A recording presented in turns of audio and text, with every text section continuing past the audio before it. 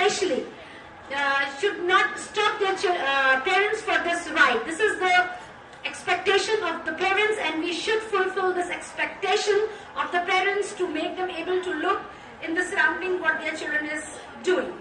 Now, what the thing is, ability to inspire. The teacher expectation is that the parents very first, when they look the child's teacher, definitely if she is not the source of inspiration for them, how can she inspire the child? As in the role, I have a very short time, so in the role of a Montessori directress, I have already explained in the physical preparation that how you have to prepare yourself physically, right? Then spiritually, to how to maintain that order, that brightness, that liveliness that you must have to bring in your life to inspire the parents and plus the child. You know, the child is a pure, like a clear, like a water, you know. If the child looks like you do not want to learn anything from you, no matter how good presentation you deliver. The likeness depends on the color, the liveliness, the way you are talking, the dealings. So this is all that threefold of preparation is included in that. So the ability to inspire, the first thing parents should expect from teacher is their ability to inspire children to learn. You cannot teach enthusiasm or passion, but it can certainly be infections. The thing is this, that for what the children, they're in the prepared environment, definitely for learning, for knowledge.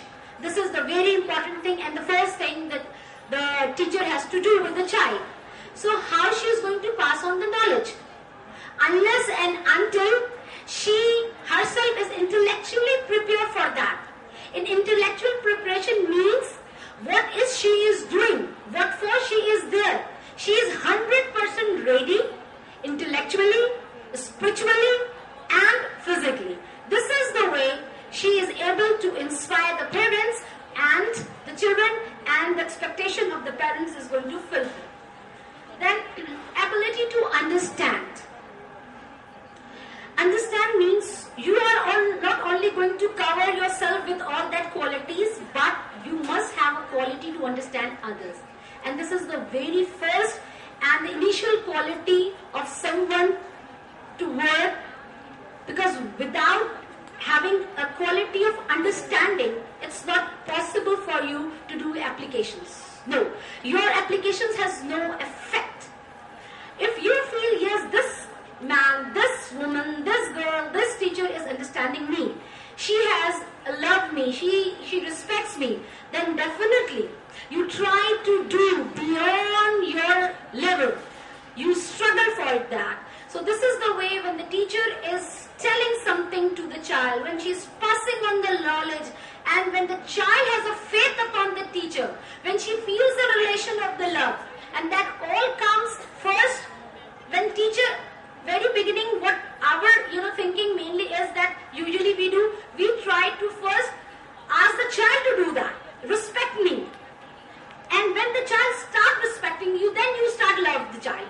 This is not first you pass on the respect to the child, first you love the child, and in return 100%, when you do the good thing with the child will do the same thing with you, and that relation, the close bonding, that relation of loves help you out a lot in transferring many activities and passing on many things to the child, and it will more easy for the child to understand and to know the things, because he is a feeling of likeness of you, because he feels, he respects that my teacher understands me. Never and ever show the failure of the child in front of the child. Do not compare. These are all the things that the parents want. I want myself that my child should not be compared with any other child. Definitely, what my child is, that she is there. Just tell me about her, what she is. Do not try. If the teacher starts comparing my child with others, I definitely not like this. So comparison, even in a Montessori system, is not good, is not allowed. And Dr. Maria Montessori very strictly said that don't compare, right? Understanding is very, main, and the second quality that what I said, that expectation. environment. Definitely, if I call you anywhere for birthday celebration and if that environment has not decorated according to the demand, according to that, so I don't think so you feel joy, happiness, or able to just give your 100%. So what if you want 100% from the child? It's your duty, and this is the expectation of the parents, that that teacher should maintain a well-prepared environment where my child works, because they are paying for that. And look at the schools, what they are maintaining nowadays, a small class having 40, 45, 50, 55 students of same age group, a little. I mean, I'm not saying anything, you must understand. And whose fault is that? Every mother expecting that, but she is not brave enough to go and ask for that. But the expectation of the mothers, of the parent is to provide the good and a healthy environment. And again, this expectation they make with the teachers, with the directors, and this is the responsibility of the directors to fulfill the environment. And definitely that environment, you're not only going to be create for the Mother Day or for that play day and this and that day. If you really maintain a good and a healthy environment, then definitely that affects in the intellectual development of the child, physical development of the child, and the progress slowly and gradually you will see by your own that the books never provide that. It's our duty to try to fulfill all the positive and expectation. Thank you very much.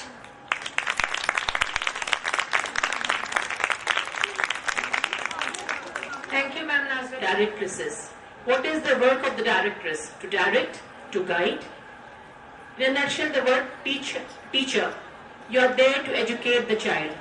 So isn't it unfair that we talk about the child's expectations, the parents' expectations, and not about what you expect? We should talk about your expectations also. Am I right or wrong? Because being teachers, those who are in this field, they know how much we expect from the parents, but unfortunately majority of the parents fail to understand that. They always believe a teacher should do this, a teacher should do that. After all, we are paying the fees. We are not letting the child go for free. Then why shouldn't the teacher do this? So we also have, the parents also need to understand exactly what do we expect from them. Don't always expect from us. We also have some expectations, and we want you to come up to those. First of all, you go into your class. As a teacher, you go into your class. A class of how many children? 25, 30. And you can understand, one by one the children are coming to you. One is coming with a stuffy nose. One is coming smelly. And the children are standing to you and you can smell them, bad smell. So are you relaxed? No. We all like children, we all like people who are clean, neat, tidy. So what is the first expectation that you have from the parents? Kindly send your child neat and clean to the school. Nails cut, hair tied, uniform clean, pressed, powder, have powder on the children, and they should take a bath every day. You know, a fresh bath in the morning makes your eyes sparkle. I have a habit, I can't go to school without taking a shower. I'm sure majority of you do that. So, the first thing they need to understand, proper hygiene. Because when the children are neat and clean, automatically the teacher is very responsive also. She is happy, she is cheerful. Secondly, what do we have? Regularity and punctuality. A teacher has a timetable to fulfill. A teacher has a syllabus to cover, a curriculum to cover. And with children that she is having a handful of 25, 30 children, how do we expect that the children get absent every second day, and then you have to get them finish their homework, their classwork, and you don't do that? The parents come to fight with you. ये क्यों नहीं आता था? ये क्यों नहीं पता? ऐसा क्यों नहीं करते? So the first thing is, please, the parent should understand that the child has to be regular, on time, because if a child comes late, that child disturbs the other children in the class. So on dot, the child should be there. Secondly, the child should be punctual, regular and punctual. Regular, not being absent. For some reason the child is absent, you should know about it through a leave. And when I talk about regularity and punctuality also, if a child is absent due to a sickness, for example measles, it is occasionally happening in school that the child comes in when that thing is dried up and it is peeling off. Ji sahi ho gaya hai. They have to understand, right now he is not perfect.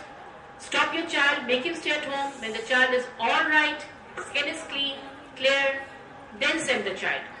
Don't do that. Third, regularly you are sending notices to the school. From the school the notices are going.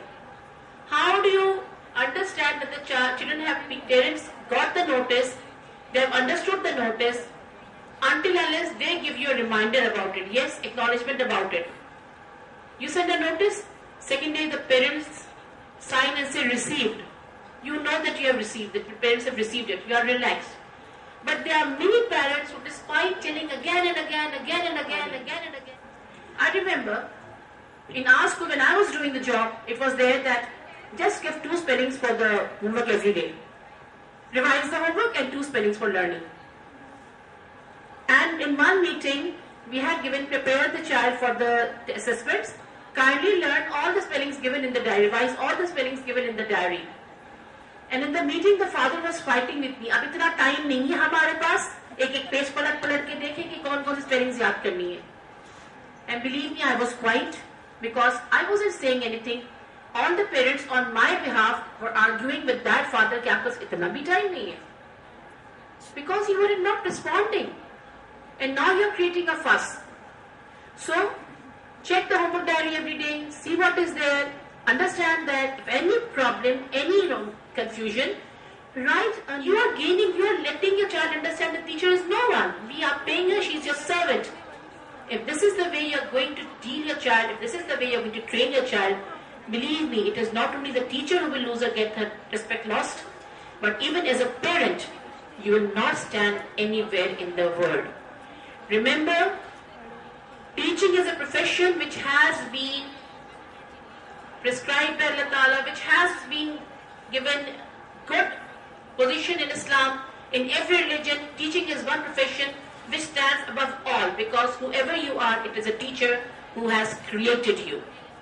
So if you give the teacher your respect, your child is going to bloom, groom and become a worthy person. If you don't give the child the respect, don't complain that my child has not developed, my child is not a good, respectable citizen. Thank you. The relationship between the child and the parents, the teacher and the parents, is almost like a mother-in-law, daughter-in-law scenario. And the blame game goes on. The expectation is too much from each other. And do you know who is the victim? The child. So, the last topic and then the conclusion, which is done by me. And while we were planning this seminar, teachers-parents relationship, we came up with a new thought that we always talk about these things, what the teachers are expecting from parents, what the parents are expecting from the teacher. But what about the child? What are his expectations from both the parents and the teachers? Why do we take it for granted that, children will just, even the small ones who are just 2 years old, who are not powerful with spoken words, they have their expectation first from their parents, and then of course when they start going to school, from the teachers.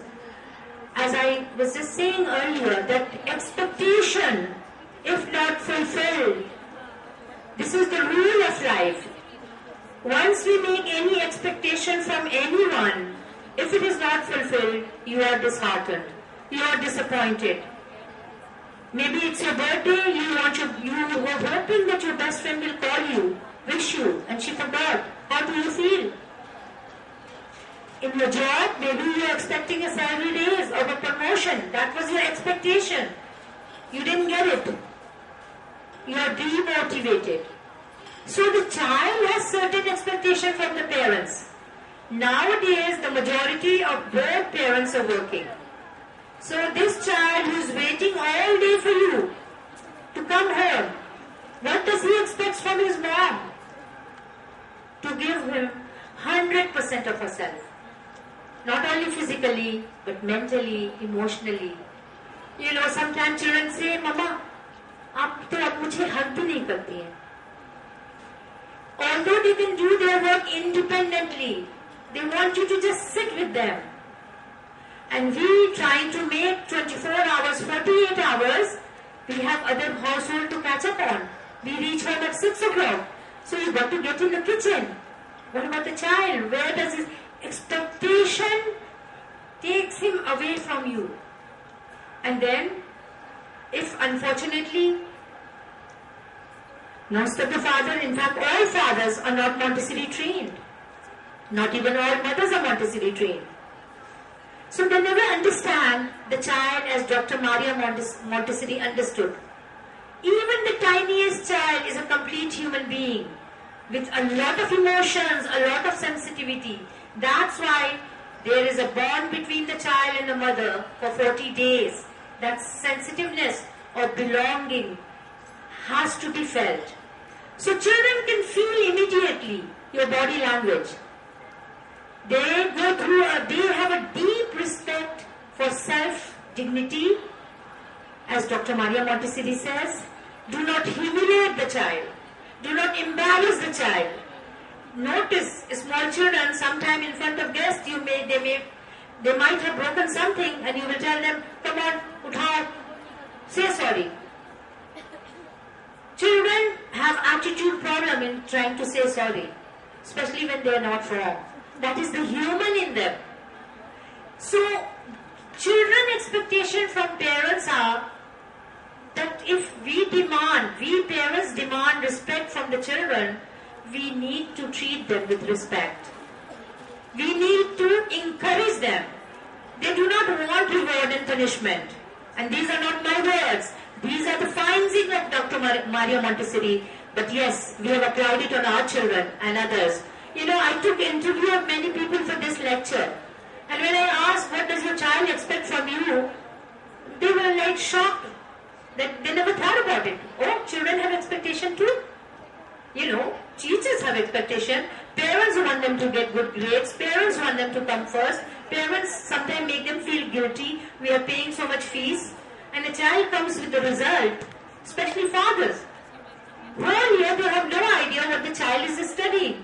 When result day, he is getting B grades, you instead of saying, okay, not bad, you can try harder, you show total disappointment. And I've seen children crying in corners that I didn't live up to my father's expectation. But where was that father's role for the whole year? Parents are not involved. Children's expectation is that when there is a child-parents meeting, parents, they see other parents coming together, mama and abu, father and mother. Sometimes many fathers refuse to go. The child is hurt. The child feels that, you know, abu can buy me a big car, but he can't find half an hour, maybe once a month, not even once a month, once in a 3 months time, to come to my meeting. Children feel a deep sense of pride when something positive is told about them by the teacher to the parents. So, there are millions of do's and don'ts that we should keep in mind as parents. But all, in a summarization, I can say that small children, big children, grown-up children, we all have expectation from our parents, and it is our right. It is our natural right by birth. Parents should not take us for granted. That is the children. Their needs, not only financial. Nowadays, many parents are sending their children to tuition and they feel their job is done. There is no substitute for parenting. There is no substitute for mother and father. The quantity time, no, they don't want that. If they waited all day for you, give them the 5 minutes, but that should be 100% of you. Read them a story, touch them, hug them, caress them, make them feel that you are there for them. Okay? Now, if you can at least do that, and this is No cost, no cost. You don't have to spend a cent to do this. Children also have some expectation from teachers. Most teachers are accused of having favoritism. The children who are doing well, the ones who are very bright, children go to them. Teachers go and tell them, okay, you read. And the slow child who wants to be noticed, who wants to be told that yes, you can do it too, teachers do not focus their attention. These are words of all the children I have spoken to. So teachers, you got to focus on the ones who need your help. And to end this in a very personal note, I have been a very, very slow learner. I have language problems in my earlier days. If I can recall, most of the time I used to be in the sick room instead of the classroom. I couldn't read English. And I used to get red circle in all my subject. But every time I failed, my teacher and my principal wrote case because the answer lies in that topic. So for the final conclusion of today's seminar, let's welcome Sir Shamim.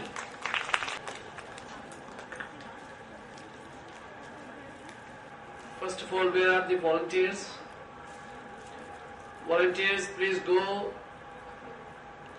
in the hotel and call the students back, participants back. Come on, because they are going out and they will come when the certificate will be distributed. That's not right. Come on, go and call everybody.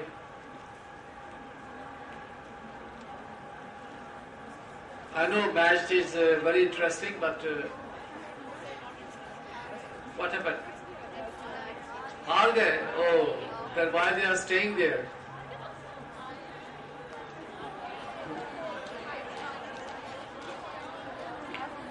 All right, seminar.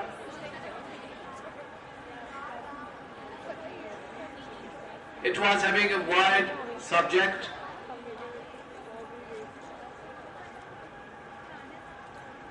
And for that, a lot of discussion is required.